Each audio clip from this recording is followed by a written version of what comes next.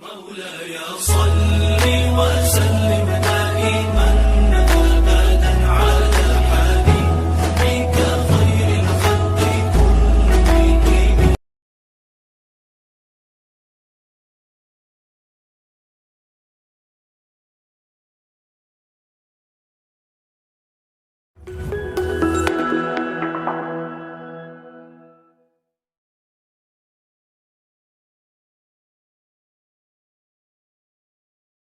على رسوله الكريم. أما بعد، قال الله تبارك وتعالى: إن هذه أمتكم أمة واحدة. قال النبي صلى الله عليه وسلم: المسلم كجسد واحد، أو كما قال عليه الصلاة والسلام.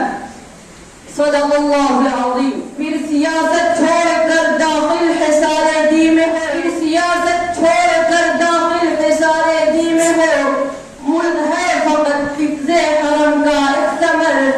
ایک ہے مسلم حرم کی پاسبانی کے لیے نیل کے ساحل سے لے کر داغ خاکے کا سفر. صدر محترم، ذی وقار میزان عرض کے منصفین، مہمانان اعظام و معزز سامعین کرام، یہ بات روز روشن کی طرح حیا ہے کہ عالم اسلام کسی عروج نہیں بلکہ اس کے پرستار ہر بر اعظم میں زندگی بسر کرتے نظر آتے. بالخصوص بر اعظم ایشیا اور افریقہ میں مسلمانوں کی تعداد کروڑوں میں ہے، اور کم و بیش 55 ملکوں پر مسلمانوں کی آزاد اور خود مختار حکومتیں، جن میں توحید و رسالت کے پرستاروں کی تعداد دیر اور نفور سے بھی زیادہ ہے. گویا اس کرۂ ارض کا ہر چھٹا آدمی دین اسلام کا پیروکار ہے، مگر مقام سر افسوس یہ ہے کہ امت مسلمہ میں فکر و نظر کی وحدت کا فقدان ہے، مرکزیت کی شدید کمی اور یکجہتی نہ ہونے کے برابر ہے. ہر ملک ذاتی اور علاقائی مفاد کا اسیر ہے. رنگ و نسل عرب و عجم کے ادگار دیے گئے ہیں، جس کی وجہ سے مسلمان زوال انحطاط کا شکار ہے. اقبال نے مسلمانوں کی ذلت اور پستی کو دیکھا، تاریخ کے اوراق کو کھنگالا. اقبال نے اپنی آنکھ سے اسپین کی بدحالی کو دیکھا، قرطبہ کو دیکھا، قرطبہ کی جامع مسجد کو گھوڑوں کا استبل بنا ہوا دیکھا.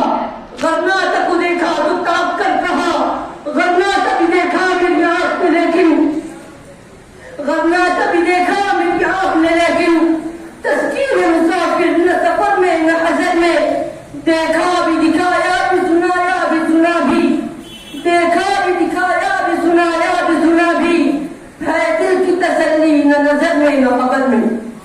جناب صدر، آج پوری دنیا کے مسلمان شدت کے ساتھ محسوس کر رہے ہیں کہ انہیں عربی و عجمی کی بنیاد پر تختہ مشق نہیں بنایا گیا، ان کے خلاف لسانی اور علاقائی بنیادوں پر جنگیں نہیں کی جا رہی. یہ ساری فوج کشیاں، یہ بحری بیڑے، یہ فورس بموں کی برسات، یہ بم کا نمونے اور ابو غریب جیل کی سزائیں صرف اور صرف اس لیے ہے کہ ہم مسلمان ہیں، لا الہ الا اللہ پڑھنے والے ہیں. مسلمانوں کو غلام بنانے کے لیے سب کچھ کیا جا رہا ہے، لیکن مسلمان مزاحمت کرتے ہوئے کہ ہری ہے شاخ تمنا ابھی جدی تو نہیں، ہری ہے شاخ تمنا ابھی جدی تو نہیں، دبی ہے آگ جگر مگر بجھی تو نہیں. جفا کی تیغ سے گردن وفا شعاروں کی، جفا کی تیغ سے گردن وفا شعاروں کی، کٹی ہے سر میدان مگر جھکی تو نہیں.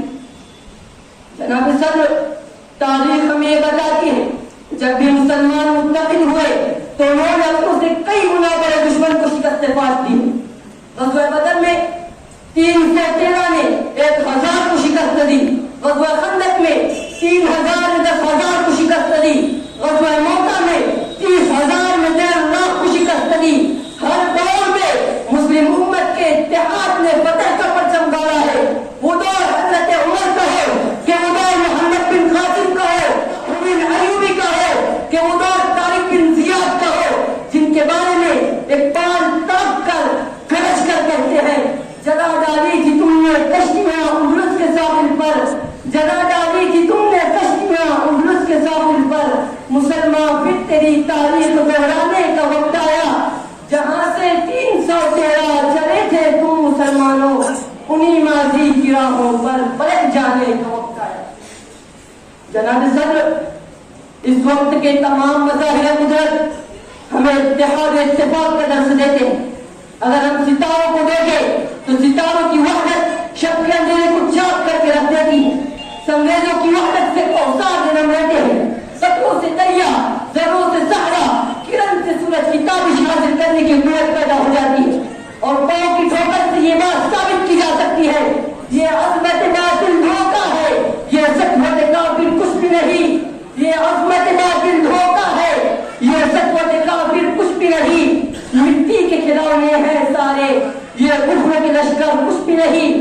اللہ سے ڈرنے والوں کو طاقت سے ڈرانا مشکل ہے، جب خوف خدا ہو دل میں اگر، پھر کیسر و کسرا کچھ بھی نہیں۔ وما علینا